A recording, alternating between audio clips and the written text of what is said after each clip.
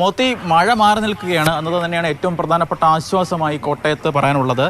മലയോര മേഖലകളിലൊക്കെ തന്നെ ഇന്നലെ വൈകുന്നേരത്തിന് ശേഷം കാര്യമായ മഴ ഒരിടത്തും നിലവിൽ റിപ്പോർട്ട് ചെയ്യപ്പെട്ടിട്ടില്ല. ഏറ്റവും പ്രധാനമായി നിൽക്കുന്ന രാവിലെ വൈക്കത്തൊക്കെ ചെറിയൊരു രീതിയിലുള്ള മഴ ഉണ്ടായിരുന്നു. അത് വലിയ രീതിയിലുള്ള മഴയല്ല, ചെറിയ രീതിയിലുള്ള മഴ ഇന്നലെ രാത്രി കോട്ടയം നഗരത്തിലുമുണ്ടായിരുന്നു. അത് ഒഴിച്ചു നിർത്തിയാൽ മറ്റ് കാര്യമായ മഴക്കെടുതി ഒന്നും തന്നെ നിലവിൽ ഇതുവരെ റിപ്പോർട്ട് ചെയ്യപ്പെട്ടില്ല. അതേസമയം തന്നെ ഇന്നലെ പാലാ നഗരത്തിലൊക്കെ കയറിയ വെള്ളം അതൊക്കെ ഇറങ്ങി തുടങ്ങിയിട്ടുണ്ട്.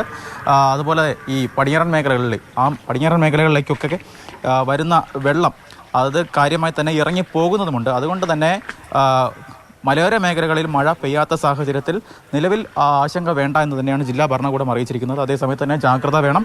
പ്രത്യേകിച്ച് മീനച്ചിലാറിൻ്റെയും മണിമലയാറിൻ്റെയും ഒക്കെ തീരത്ത് താമസിക്കുന്ന ആളുകളൊക്കെ കനത്ത ജാഗ്രത പാലിക്കണം. പ്രത്യേകിച്ച് മൂടിക്കെട്ടിയ അന്തരീക്ഷമാണ് നിലവിൽ എല്ലായിടത്തും ഉള്ളത്.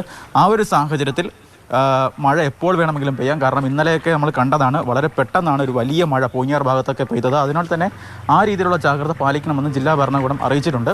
പ്രത്യേകിച്ച് ജില്ലയിലെ പ്രധാനപ്പെട്ട ടൂറിസം മേഖലകളായ നമ്മൾ നേരത്തെ സൂചിപ്പിച്ചതുപോലെ ഇലവിഴ, പൂഞ്ചിറ, ഇല്ലിക്കൽ കല്ല് ഉൾപ്പെടെയുള്ള പ്രദേശങ്ങളിലൊക്കെ പ്രവേശനം നിരോധിച്ചിട്ടുണ്ട്. രാത്രികാല യാത്രയ്ക്ക് നിരോധനമുണ്ട്. ഈരാറ്റുപേട്ട, വാഗമൺ ഭാഗത്തൊക്കെ അത്തരത്തിലുള്ള മുന്നറിയിപ്പുകളൊക്കെ തന്നെ ജില്ലാ ഭരണകൂടം നൽകുന്നുമുണ്ട്.